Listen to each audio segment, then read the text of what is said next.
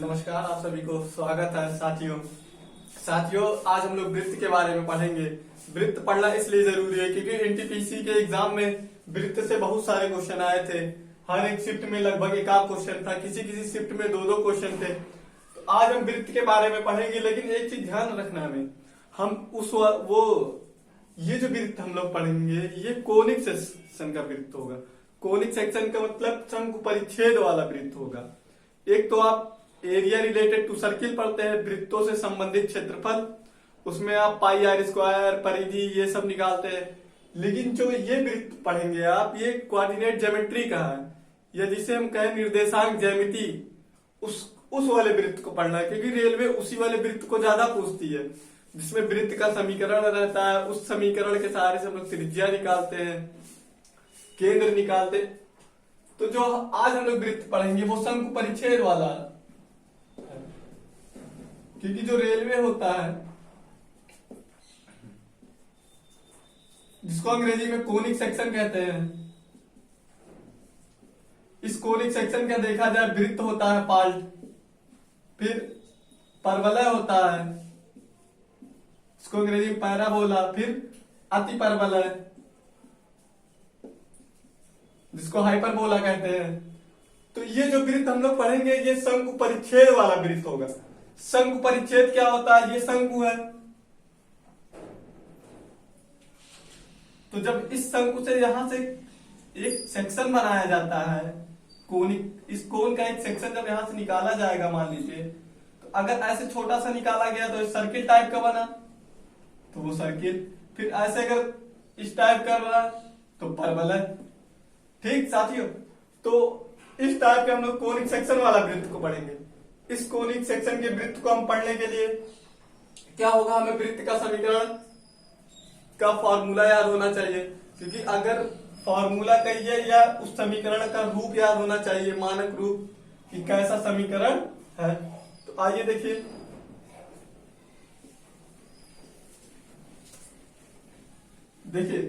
जो वृत्त है, ये वाला जो वृत्त है ये एक निर्देशांक ज्यामिति का है। तो अगर कोई वृत्त मान लीजिए किसी, ये वृत्त है, ये मान लीजिए एक्सिस है, ये वाई अक्ष, ये एक्स अक्ष, ये इस वृत्त का केंद्र है। तो जो वृत्त का केंद्र अगर आप एच कामा के रखते हैं, ठीक, इस एच कामा के वृत्त का केंद्र ऐसे जाएगी ये त्रिज्या, इस त्रिज्या को आप अगर ए मानेंगे और यहां एक वृत्त पर पॉइंट एक्स और कामा वाई होगा।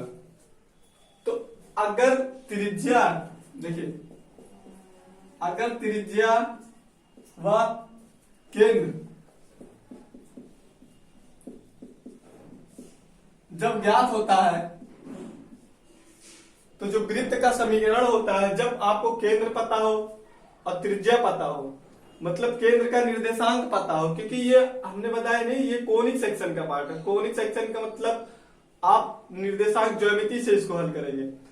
इस वृत्त के केंद्र का निर्देशांक आपने एच कामा के माना, इसकी त्रिज्या क्या है?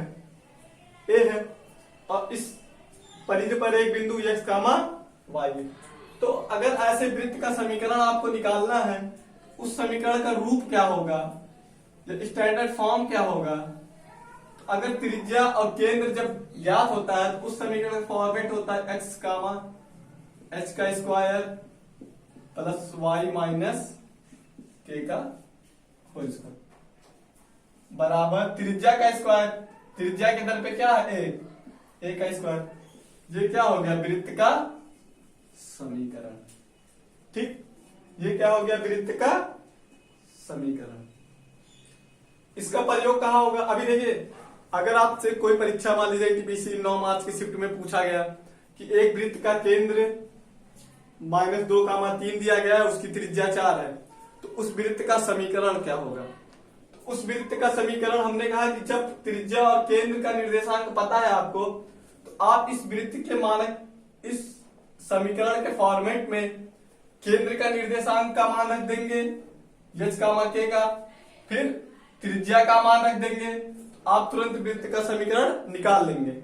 ठीक, ऐसे ऐसे रेलवे प्रश्न पूछता है। इस समीकरण को याद रखिए हमेशा, कि जो वृत्त का समीकरण होता है x माइनस एच का whole square plus y minus k का होल स्क्वायर बराबर ए का स्क्वायर। ए का मतलब त्रिज्या का स्क्वायर। ठीक, एक तो ये।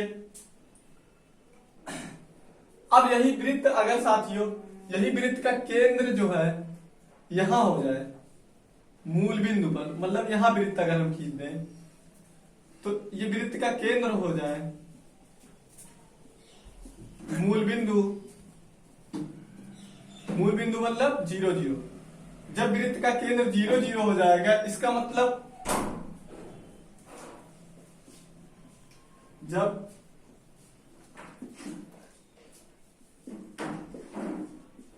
वृत्त का, देखिए इन सबको ध्यान रखिएगा, एक पॉइंट पे यही कॉन्सेप्ट बनेगा आपका, तभी आप लगा पाएंगे। अगर सब कुछ आपको याद नहीं होगा तो नहीं। तो जब वृत्त का केंद्र मूल बिंदु हो, जब वृत्त का केंद्र मूल बिंदु हो तो यहां एक तो समीकरण, वृत्त का समीकरण ये हो गया, आपने याद कर लिया इसको। लेकिन अब यही जब केंद्र मूल बिंदु पर वृत्त का आ जाएगा इसका मतलब 0 0। तो एच और के के स्थान में जब 0 रख उठेगा तो वृत्त का समीकरण क्या हो जाएगा? ये वृत्त का कैसा समीकरण है? अगर मान लीजिए पूछ ही ले आपसे कि वृत्त का समीकरण क्या होगा जब उसका केंद्र मूल बिंदु हो, तो ऐसे ऐसे 4 ऑप्शन आपको दे रहे बना के। तो आपको जानते हैं कि जब वृत्त का केंद्र मूल बिंदु होगा या केंद्र का निर्देशांक जब मूल बिंदु होगा तो वृत्त का समीकरण क्या होगा? X square plus y square बराबर ए स्क्वायर। ठीक, इन दोनों को आपने देखा। देखिए इस वृत्त के समीकरण के सहारे से हम वृत्त का एग्जैक्ट वाला समीकरण निकाल लेते हैं। मतलब ये रूप है, इस रूप में जब हमें एच और के का मान मिल जाता है, त्रिज्या मिल जाती है, तो हम लोग वृत्त का समीकरण निकाल लेते हैं। ठीक, ये उसका रूप है, मानक रूप है। आइए अब इसको नोट करिए।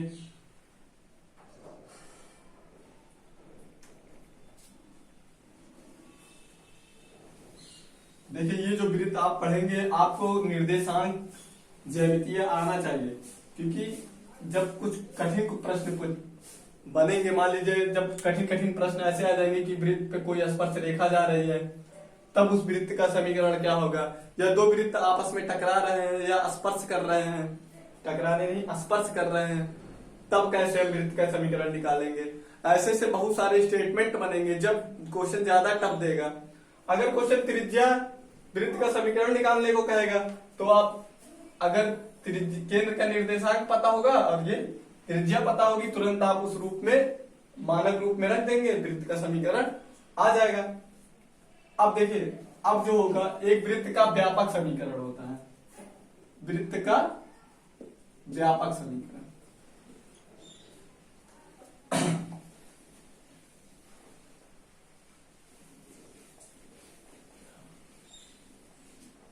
तो जो वृत्त का व्यापक समीकरण का सूत्र होता है, वो सूत्र या रूप जो होता है वो x का स्क्वायर प्लस y का square plus 2gx plus 2fy plus c बराबर 0।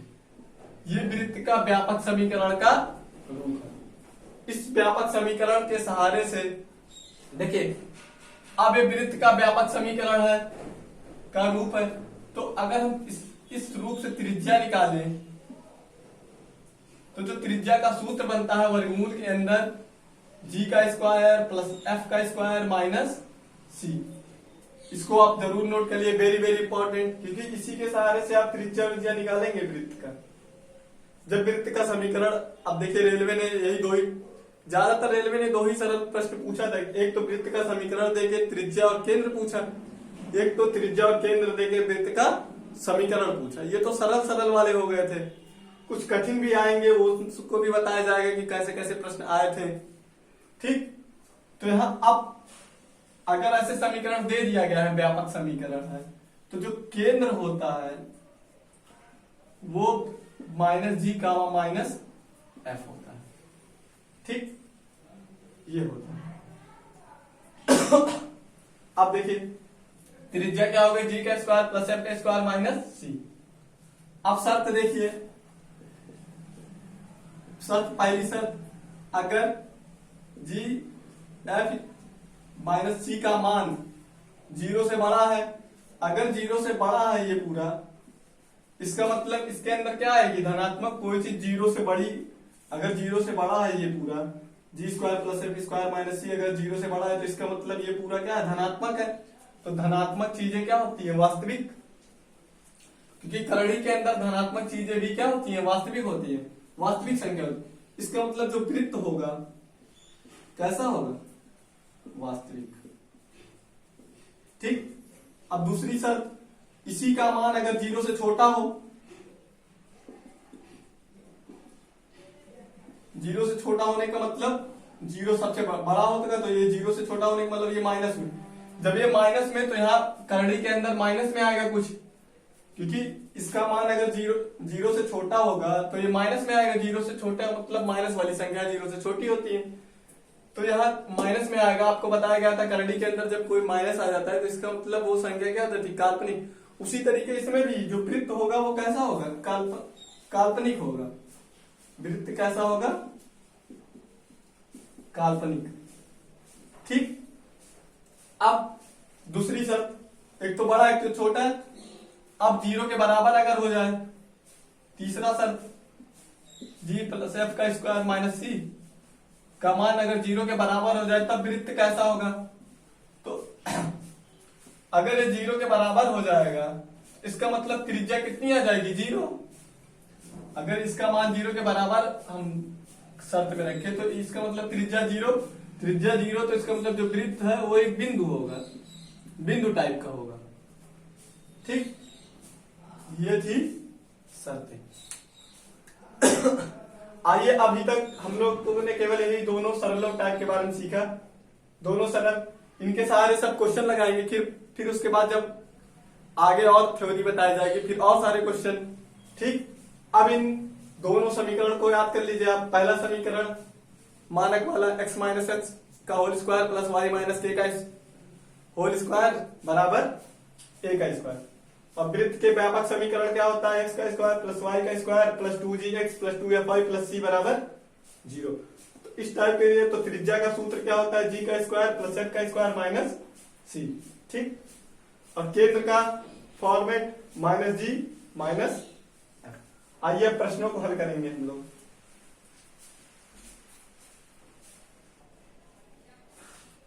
देखिए इस प्रश्न को, ये प्रश्न जो था रेलवे एनटीपीसी 2021 जो परीक्षा हुई थी 9 मार्च शिफ्ट दूसरे वाले शिफ्ट में पूछा था इस प्रश्न को। ठीक। तो अभी अभी हमने आपसे एक चीज बताई थी, जब केंद्र और त्रिज्या दिया गया है, जब केंद्र और त्रिज्या दिया गया है तो हम लोग किस समीकरण से वृत्त का समीकरण निकाल लेते हैं, किस रूप से,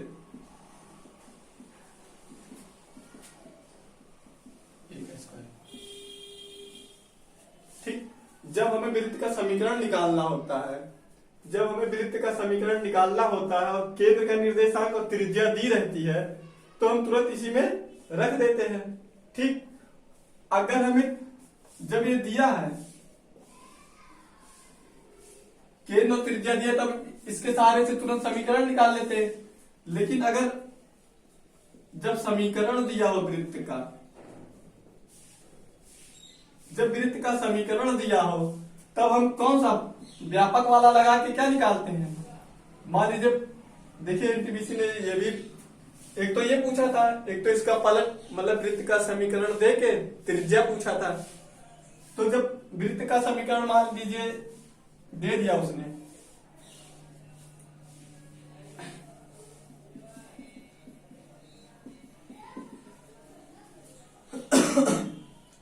अब अगर वृत्त का समीकरण दे दिया जाएगा आपको तो क्या पूछेगा, त्रिज्या पूछेगा और केंद्र पूछेगा। और जब आपको केंद्र और त्रिज्या दे दिया जाएगा तो वृत्त का समीकरण पूछेगा। ठीक। इसका मतलब इस क्वेश्चन में क्या पूछा है कि वृत्त के केंद्र का निर्देशांक -2, 3 तथा इसकी त्रिज्या 4 है, तो वृत्त का समीकरण ज्ञात कीजिए। Railway NTPC 9 March shift 2। तो देखिए आप यच के यहाँ केंद्र का निर्देशांक कितना है, -2 और 3। इसी मानक वाले में रखिए। यच के स्थान पे कितना है, ये पहला वाला यच होता है और ये के।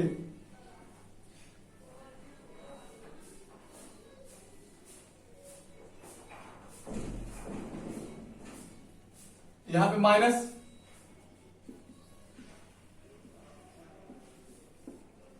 ठीक। फिर y माइनस के यानी कि y माइनस 3 का स्क्वायर बराबर त्रिज्या कितना दिया, a क्या होती है स्क्वायर त्रिज्या, तो 4 का स्क्वायर। अब इसी को हल कर लीजिए आप।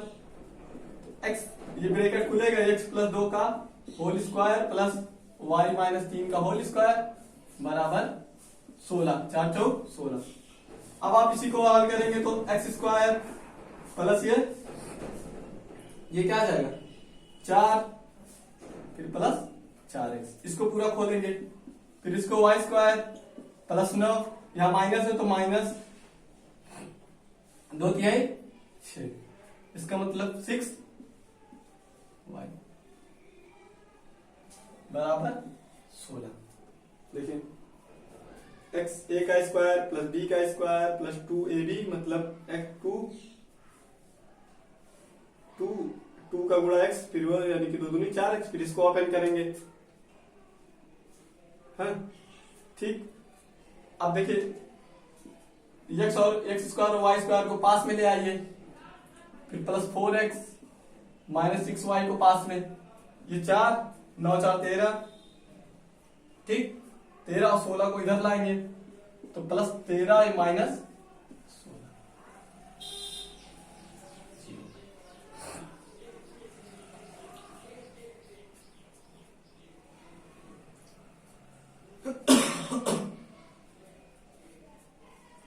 तो अब यहां क्या आ जाएगा 9 4 13, फिर 16 में से 13 आगे 3, x square plus y square plus 4x minus 6y minus 3।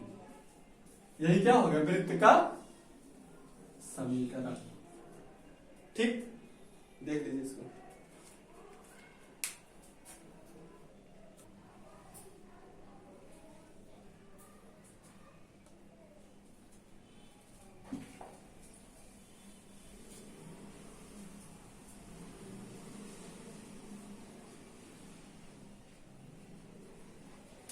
अब देखिए, अब फिर इसी पॉइंट को कुछ और कर दीजिए। मान लीजिए पॉइंट 3 और 4 कर दीजिए